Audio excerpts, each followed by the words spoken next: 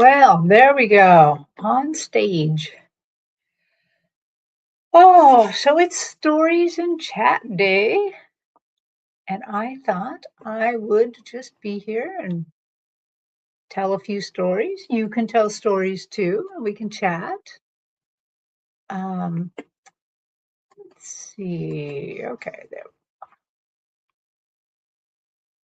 I am just moving things around a little bit. Okay, great. Um, Hi, everybody. It is a great Thursday morning here in the Pacific Northwest. Not morning, afternoon. It is so sunshiny, so warm and lovely out, but not overly hot. So that is just lovely. Hi, Leah Omega. Thank you so much for being here. I'm just going to hang out a little bit and chat a tiny bit before we get going. I thought today, hello, user. Um, I am going to talk a little bit about Japan today because some of the things, some of the spiritual things that happened to me in Japan, because often they're astounding things that, and I don't mean like astounding to me, I guess. Sometimes they're what I call the secret sauce happenings. So I love it when spirit shows me secret sauce, the thing like how things work. And it's amazing. Satori. Why Satori? Hmm, okay. Um, so some of you know that I have bought some property in Japan, an old house, a revelation. Oh, Leah, interesting. Um, and so I often go there to try to fix this house up. I really like doing that kind of work. I love all things building. So that's something that I really look forward to and like doing, like trying to figure it out. It's like a great big puzzle.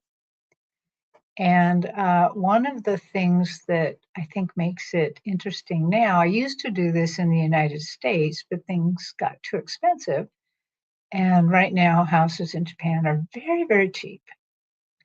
And it's because that unfortunately, their whole nation is aging and dying. So a lot of people losing their homes or just leaving their homes, and then their heirs or their kids are not picking the houses up. They're just letting them go because if they claim the house, then they have to pay a lot of taxes, and then they have to clean it out, and then there's a garbage problem. So it's quite a lot to go on, and so I go there and I bought a tiny little house and I really enjoy it and I love fixing it up. But when I'm in Japan, I don't really get to speak uh, much English. So I'm hearing Japanese all the time. My husband speaks English to me, and his sister and mother speak English to me too, a little bit, but mostly they're speaking Japanese to each other. Hello, Akila B. We're just hanging out and chatting. I'm talking about Japan right now. I'm glad to see you here, Akila. Um, so when I'm in Japan, since I don't get to speak English much, I then spend a lot of time in quiet. And that gives me more time to actually interact with my guides, my angels and guides and beings of light. And so it sometimes can be very, very, very interesting. Uh, be, so it seems like every time I go there, something really interesting happens.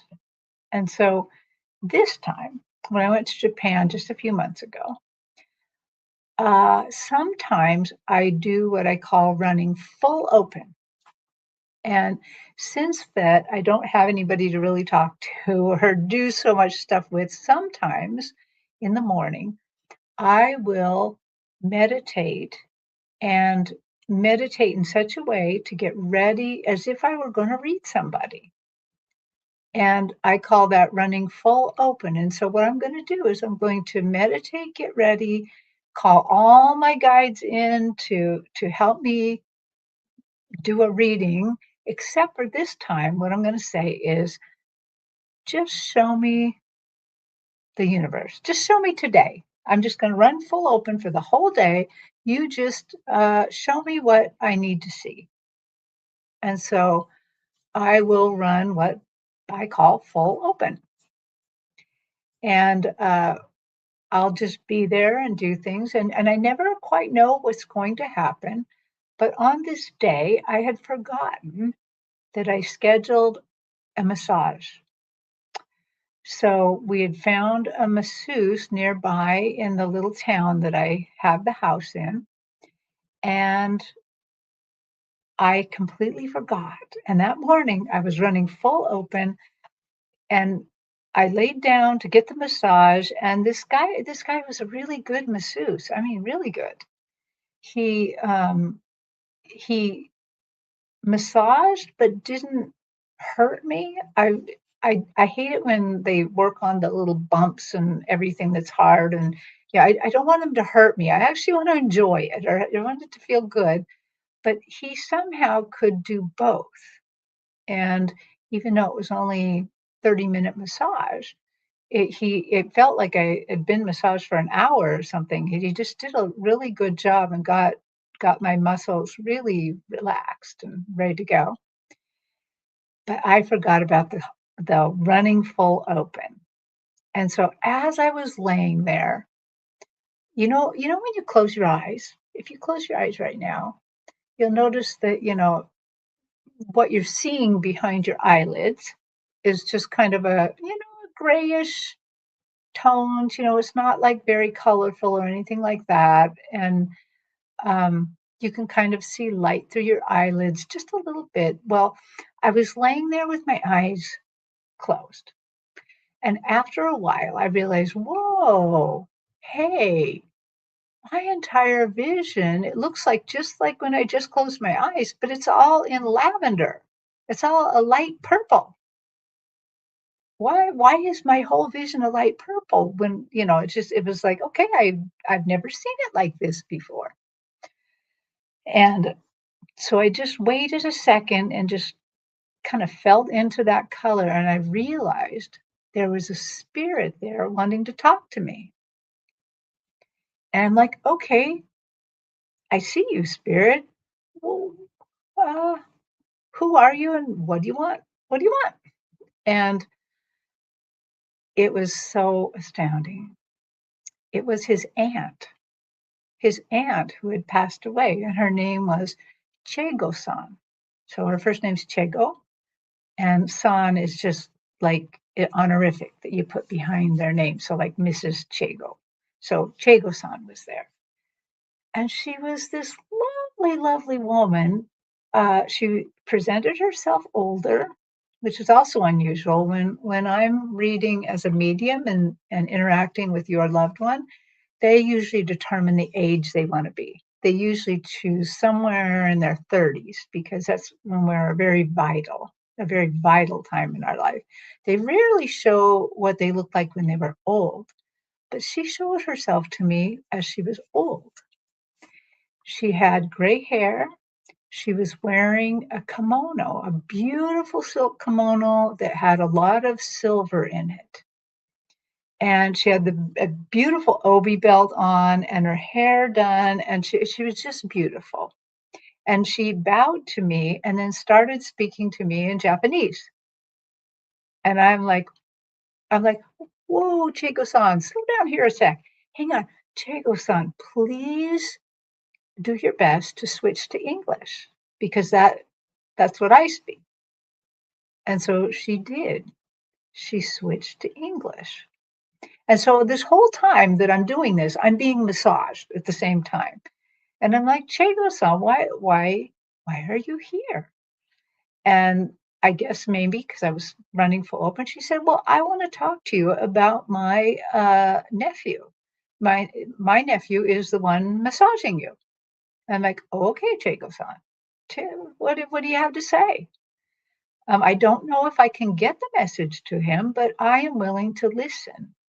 And she went on and started talking to me about, she said, when he was younger, because he was kind of a middle-aged man, when he was younger, he could feel people's pain. So as he was doing the massages, he knew where people hurt and what was going on psychically. She's saying he has psychic abilities too, and he could feel in his own body the pain. And she said now he's older and he's learned how to not take on that pain, but he still uses his psychic senses to figure out where you have pain. And I thought, oh, that's really interesting. That's pretty interesting. And then she went on to talk about that he is a good person. And she said, he volunteers for a temple at a temple. I'm like, oh, okay. And she said he likes it best in the summer when he goes to the Matsuri. So Matsuris are parades, festivals, and usually they revolve around a temple. And oftentimes the temples have statues of their temple, and they're very large, and they put them on wooden planks, and they then get a lot of men to come and women too to come and hold the temple up and walk it through the streets at the Matsuri. And she said he volunteers there, and he often volunteers for other things too. And she said he's really worried about dying. He's worried about that he's not doing enough, and that he's not going to go to heaven. He's a little worried about this.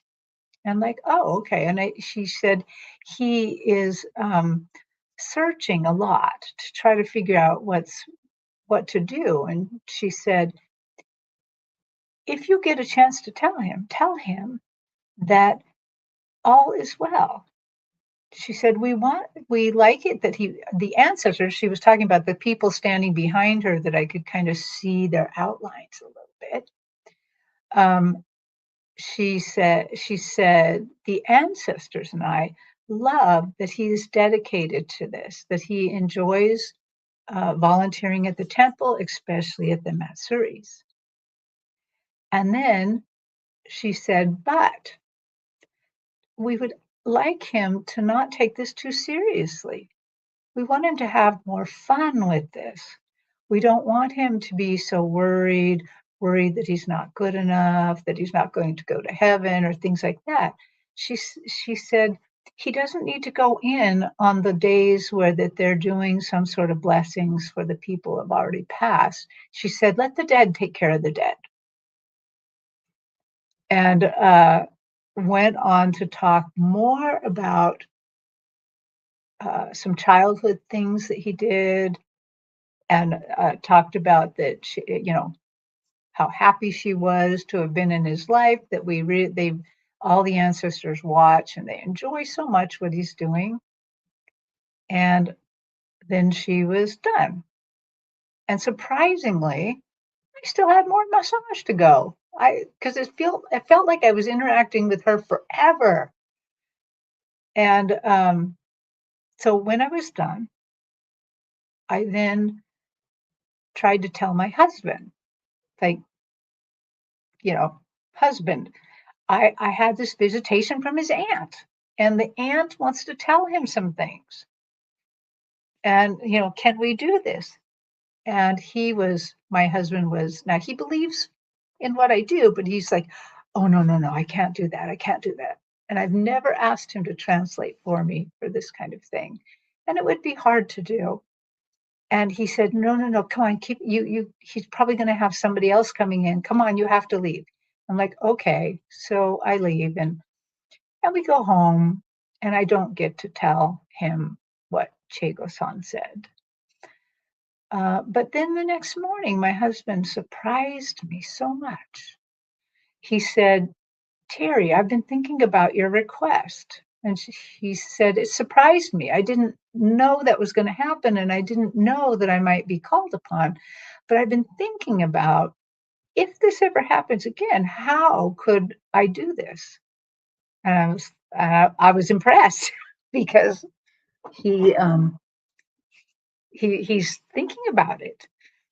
And he said, "I really figured out that had you been able to tell me the whole story, then maybe I would have been able to ask him. I could start the conversation by saying, 'Hey, do you volunteer at a temple?'" Yeah, and then he said, "Then I think I could have asked him, by by the way, my wife is a psychic medium and she has messages for you." So I was impressed that my husband kept trying, that he thought about it and thought about how he could interpret without being too uncomfortable. So that was kind of fun. Has anybody else in the chat had spontaneous, seemingly spontaneous, that visitations where you just suddenly knew stuff about people? If you did, go ahead and tell us about it. We can talk about it a little bit. I think that for one reason that that happened so easily that time was because, I didn't have a lot to think about and there was nobody to speak English with and there was, no entertainment going on or anything like that. So it was just easy to let that come. Okay, let's say hi to a few people. Hi, Mary Kim. Hi, and we already said hi to Akila and Leah Hong and user UD2.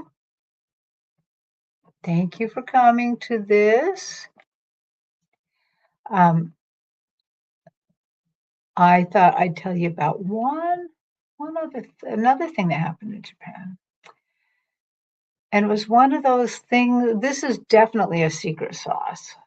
So I was, uh, from where this little house is, we don't have a truck all the time. We have to rent a truck if we want to go get stuff. And if we just need a few things, what we do is we walk to the local big box hardware store, and then we have to carry it back of whatever we get. So um, we went there in the morning to get some 2x4 studs that I needed, and on the path back to our house, there is a brand new McDonald's.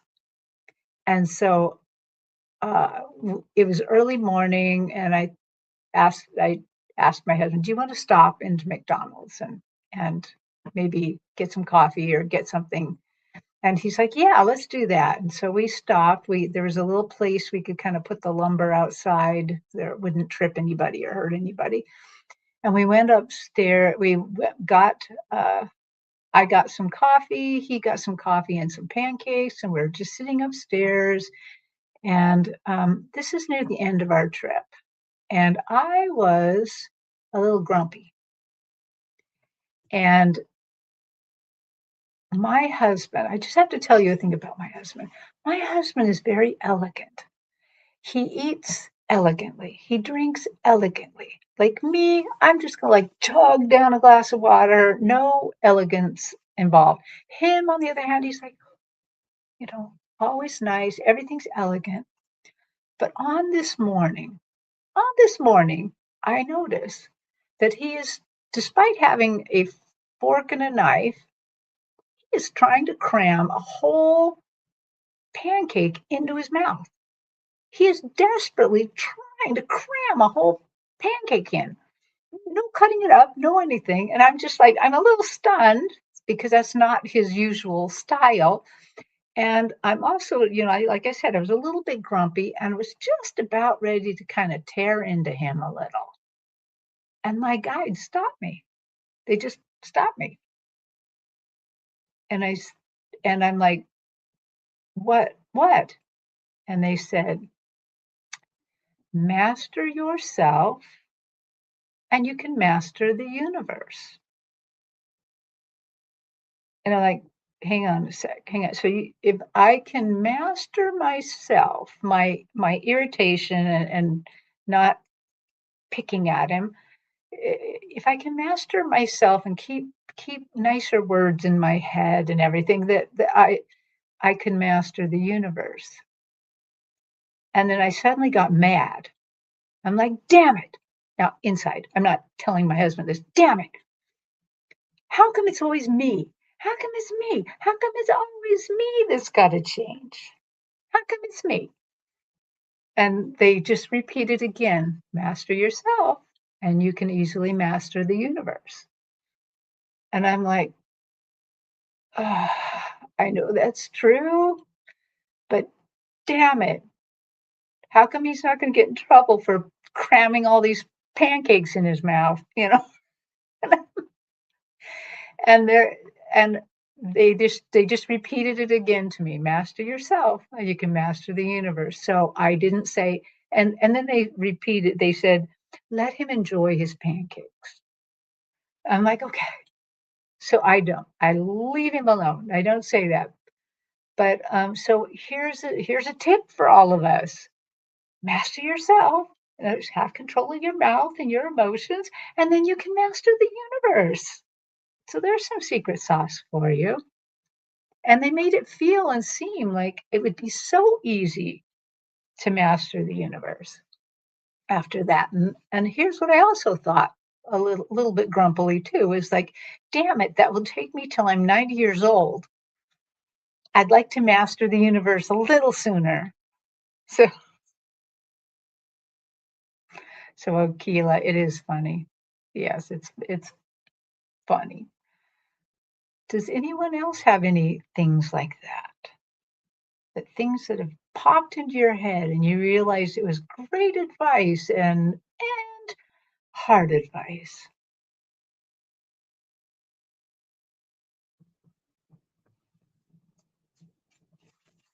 Well, let's see. Yeah, Aquila. I love that. Master yourself, you can easily master the universe. So it seems like we are much harder to deal with than the universe. Wow. Yeah. Well, that's probably why it takes us a whole lifetime to do this, huh? Well, so I do like it that they just suddenly spring things on me in Japan. Last time we were together, I told you about how in Japan that I just suddenly was surrounded by angels, and that was during the Day of the Dead a week, and I think maybe they needed to protect me. Um, I recognized they were there because I could feel their energy. Their energy is bigger than ours, much bigger, and there was a lot of them, and so I could really feel it, but I could also feel it when they kind of finally went away. Um, but maybe I could concentrate it on it because I wasn't like I didn't have anything that I had to watch or participate in or even talk to. So, yeah, so true. Master yourself. That's a tall order. Not that Zen yet. I am not that Zen yet either. I'm gonna try. I'm getting better. I'm actually pretty good, but not always. And in Japan, it was near the end of our trip, and I was a little bit grumpy already. I was grumpy already. Yeah. So thanks, Leah. Well, master yourself, and you can master the universe. So that's amazing. Um, because I thought I might go through that really fast. And I want to take a little bit of time. I thought I'd also tell you about some happenings here in the United States, especially at some fairs. So, oh, what's a case? Yes, my daughters were arguing, and I was about to approach them, and I heard my guides say, "Wait and listen." I waited, and their argument turned to laughter. Oh, that's so wonderful. I absolutely love it when my guides stop me, when they say stop. Just hang on a moment. And before I ever became spiritual like this, they did it even then. So when I was getting divorced back in the 80s to my first husband, I, of course, actually, it wasn't a very bad divorce, but it was trying. It was hard, and I also had grown up Catholic, and so we weren't really, really strong Catholics or anything. But so I would be the first person in my family to have gotten a divorce, and so I was really feeling bad. And the person I had married also was like a fundamental Christian, like a holy roller kind of Christian. Yes, Keeler, that's good. Um, and so it felt like I was sinning big time and making, to divorce him, this is going to be a sin maybe that never goes away. I just, I was feeling kind of down, and I got up to go get some groceries. I was kind of tired, and the kids were playing outside, and it's hard to herd everybody into the car and go get groceries. But I was going there, but I wasn't thinking too hard. And there's suddenly, I just noticed this voice, or I'm claircognizant, so it wasn't really a voice. I just heard Terri. They always say my name like that. Terri, Terri. God only wants one thing of you. I'm like, what? One thing? I'm like, well, that sounds easy. What is it? And they said, God wants you just to be happy. What? Just to be happy? Yes, he wants you to be happy. All you have to do is choose happiness as your default, and all will be well. I said, well, hang on. You don't want me to go to church for hours and hours and hours, because the holy rollers go to church for hours and hours and hours. Catholics do not. Um, and they, because I was thinking, wow, I mean, that's that's that's really easy. And I said, are you sure? That sounds really easy. And they're like, yes, just be happy. Just choose happiness. And I said, okay, I choose happiness. I'm going to be happy. And then with my newfound happiness, I went to the grocery store, rounded up the kids, went to the grocery store, got our groceries. And ever since then, my default mode is happiness, just happiness. But that was a time that I should have been scared. Based on the fundamental religion, I should have been scared. They would have said, "Oh my gosh, maybe the devil's talking to you." But I wasn't scared at all. I like knew this voice. I just knew them, and I knew that whatever they had to say was the truth and was going to be good. And so I listened to that and just chose happiness. Oh, and joy. Yes, we had joy. Yeah. I'm going to go back to Kayla. Yeah, I love what Mary said, because Akila said sometimes stepping in escalates it. So I'm trying to be patient. Don't you love it when your children teach you? And Akila says, Mary, I'm not going to let them know that. That's right. That's right. My kids are old enough now. My kids are all in their 40s. So I can now tell them those kinds of things without getting into too much trouble. So or causing more fighting. But they rarely fight now. They're adults. Yeah. Well, you know, that little voice that sometimes you hear is also your intuition. It is a clair, and you can develop it more. So I think do the one of the ways to develop it is to spend more quiet time. And we just so rarely have that available to us. Our lives move so fast.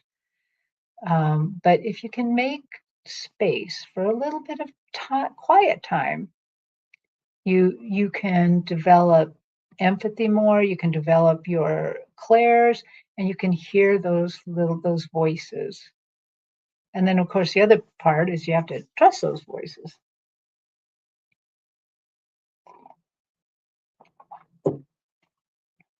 So I thought I would also tell you about some of the fairs. So back to the fairs.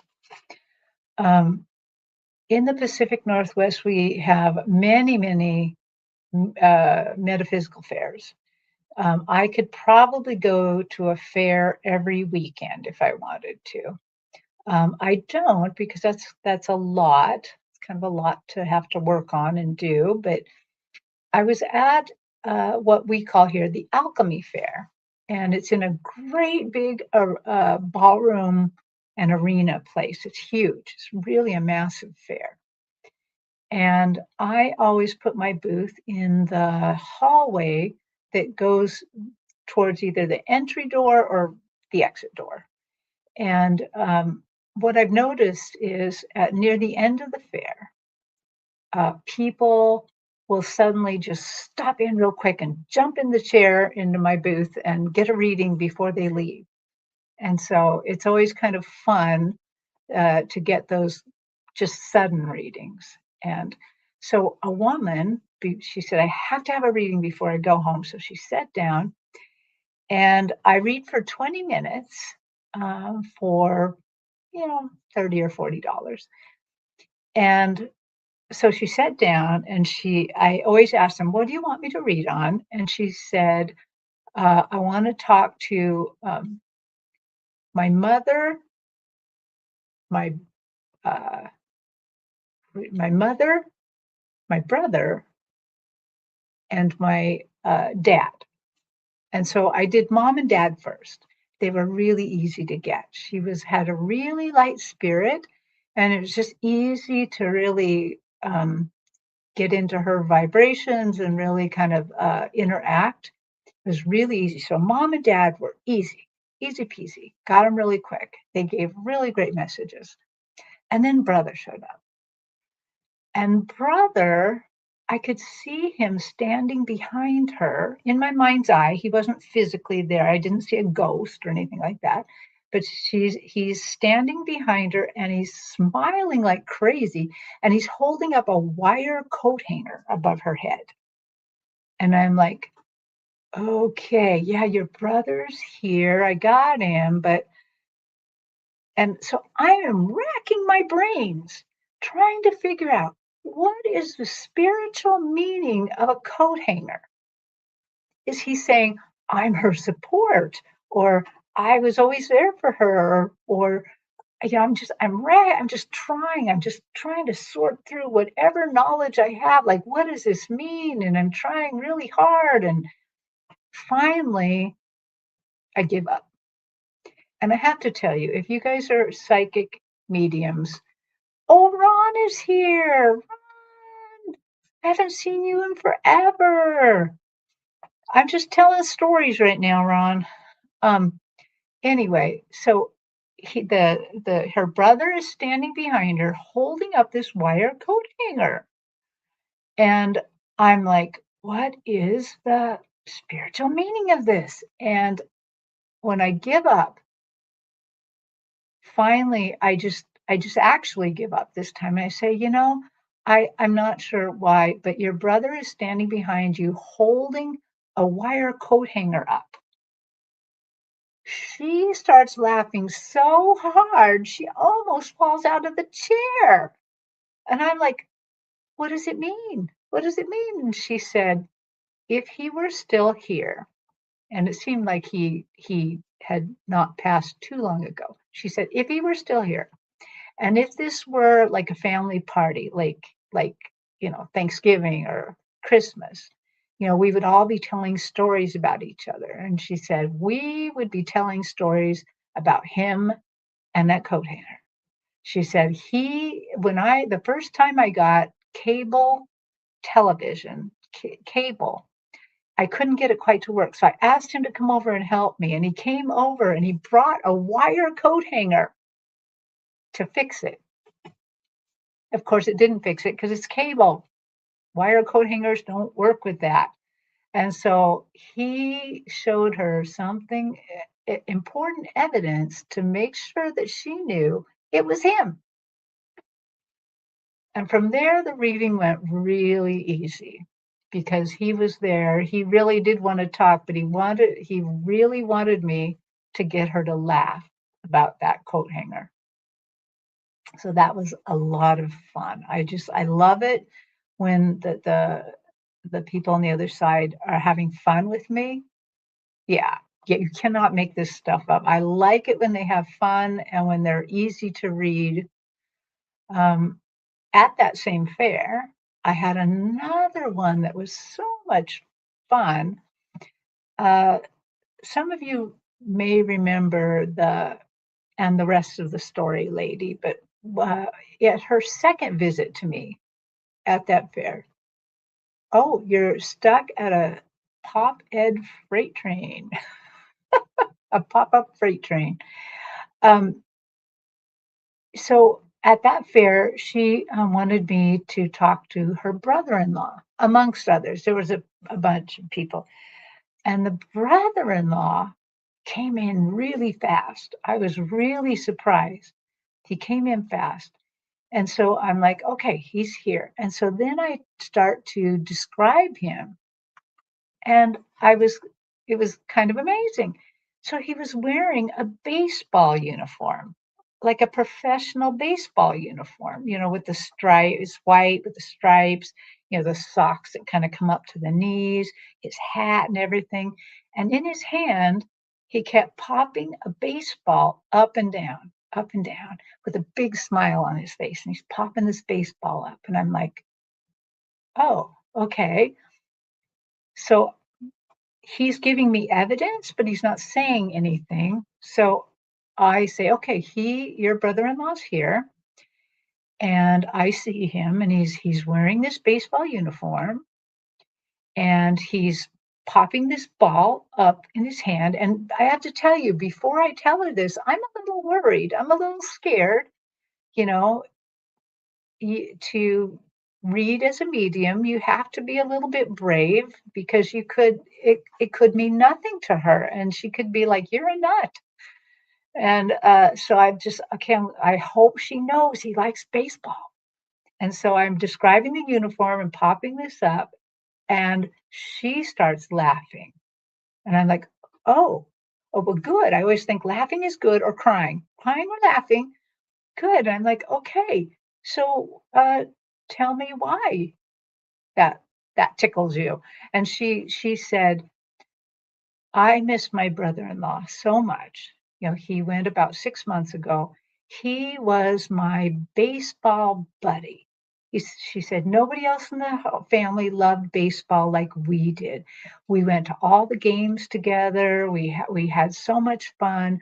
We always tried to figure out, like, what team we should cheer for and who's gonna win the World Series and things like that."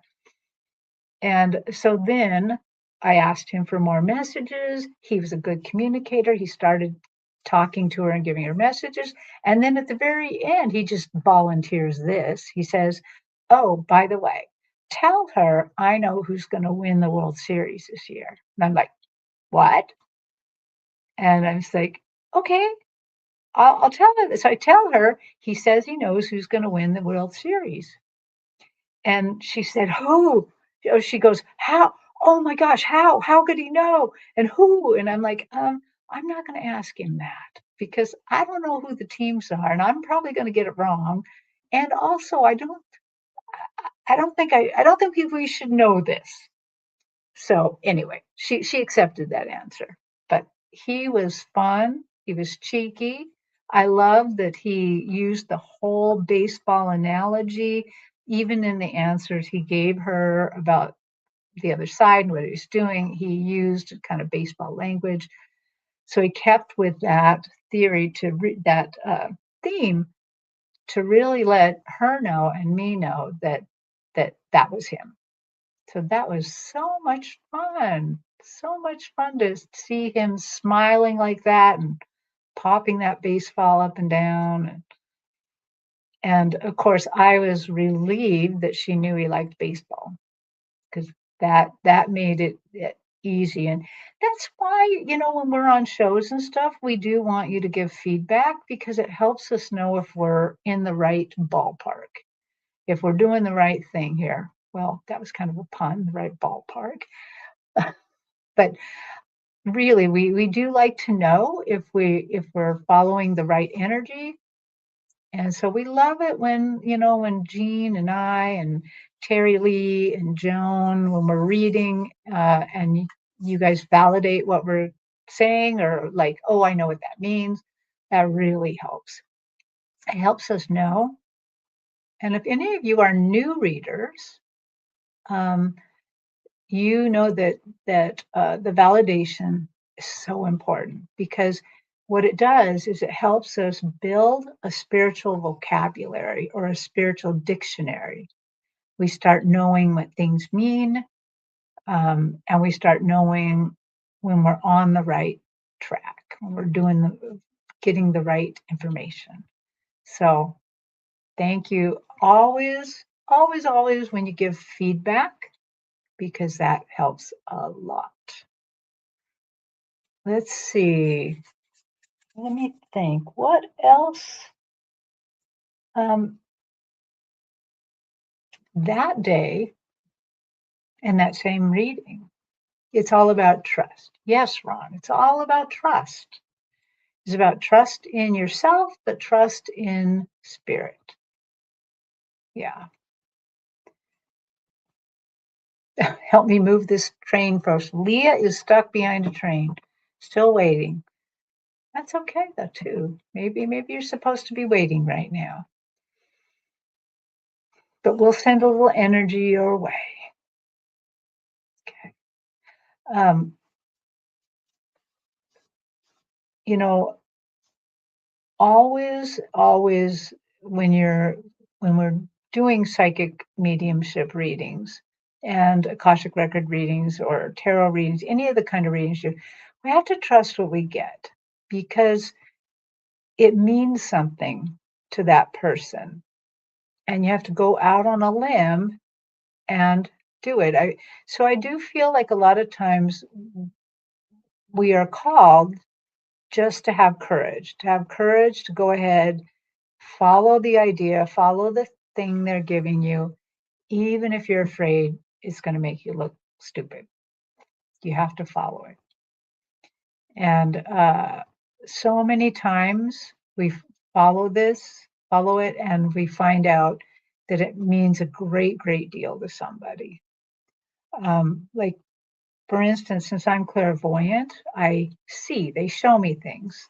And I'm claircognizant, so they just put things in my head. It's like they're talking in my head. And so what I have to do, since I can't bring you into my head and watch the little movie with me or do the things with me, so I try to describe everything I see. Because I don't know what means something to you and what is just background noise. Like, for instance, one time I was reading somebody and they wanted to talk to their grandfather. And the first thing I saw when I tuned in was the back of a door, like a door in a bedroom. And on the back of the door, there was a hook and there was a flannel shirt hanging on the hook. And it was kind of a blonde flannel with thin black stripes. So it made kind of big squares in the plaid. And it was just hanging on the door. Well, to me, it's just a shirt that somebody maybe just hung there because they like to use it a lot or something. But of course, I know that I'm not here just for myself, and so I have to describe that. So I described the shirt to her, and it turned out that was her grandfather's evidence of who he was. That was his favorite fishing shirt that still to this day in the house that they have received from him still is on the back of the door because it's his favorite fishing shirt and they just couldn't bring themselves to get rid of it. So that is amazing. And so that's often what I do is I try to just describe everything I see because I don't know which thing means something and which thing doesn't mean something. Um, Ron says, one time I had a power animal reading and got a stingray as a power animal. Um, so I'm not sure WT stands for, but oh my God, I had to trust and said it. And the lady says, oh my God, and told me this story. Yep. Yep. You just have to trust that they've given you the right thing and that it means something to them so that they know that you actually have got the right person. Um, that's called getting evidence. And when I'm meditating and getting ready to do this, I do let my guides know that the person, whoever we're going to read, has to give me evidence. I am not going to read them unless they give me evidence. It doesn't have to be a lot of evidence, and it can be blended into what they're saying to me or trying to tell me, but they do have to give evidence that I can't personally know. So, in other words, they are very fond of saying, I love them. They all love us. They do, but that's not evidence. Everybody loves us over there. Everybody is loved. They're just all about the love once they're on the other side. So that's not evidence. I need something that I can't know to let them know that who this really is. I had a reading once where that the spirit of her, it was a daughter of a mom, and so it was her daughter, and the daughter of the person on the other side was there too. So daughter and grandmother wanted to talk to mom, and that person was such a good communicator. And I think that in life she must have talked a lot because she was so good. She even made me feel, because usually I'm not clairsentient. I don't usually feel things, but I could feel how she died, that she had breathing problems, heart problems and breathing problems. My chest just really felt heavy. It was hard to breathe. And they were able to say, yes, that's how she went. And then the other thing of that reading that was so astounding was, so the mother was sitting right in front of me and the daughter was sitting to the side, and the mother, I just felt drawn to her hands. I just I said, I'm so sorry. I said, I usually don't do this, but I just have to touch your hands. I have to touch. So she put her hands out and I put my hands on hers, and I was just like, oh, this feels so good. And I realized it was the person I was reading, the spirit on the other side, kind of holding hands with her mother. This felt so good to her. And then I noticed after a while that my fingers were touching the rings on her hands. And I'm like, oh, I don't know why, but I'm saying this out loud. I'm completely drawn to these rings. Wow. I said, "I'm just giving me full body chills. These rings are something else, you know, and I can't stop touching them, which is a little odd." Um, and the mom starts crying. She said, "We really, really wanted to talk to her today, and I put her rings on to come here." So all of the rings on her hands were her daughter's rings. They weren't her own. And that's why I just couldn't stop touching the rings. And that even made the spirit, the woman who's on the other side's daughter finally start crying, because she was really like, she was there with her grandmother, but she wasn't buying it. And then once I just had to touch those rings and had to completely bring those forward, that's when the daughter finally like, okay, yep, mom is here. We got her. Yeah. But she was a fun, good communicator. Yeah. So let's see. You know, we only have a few more minutes left. I was just going to do 1 hour, but I was wondering, what kind of things would you like to hear about next time? Is there any particular thing about spirituality or being a psychic, a medium, or a Akashic record reader that you want to know? Because I can, next time we could do a show about that. Is there anything you're really, really interested in that I could do a show on? I was thinking that maybe next time we could do Akashic. I could talk about Akashic records and Akashic record reading a bit.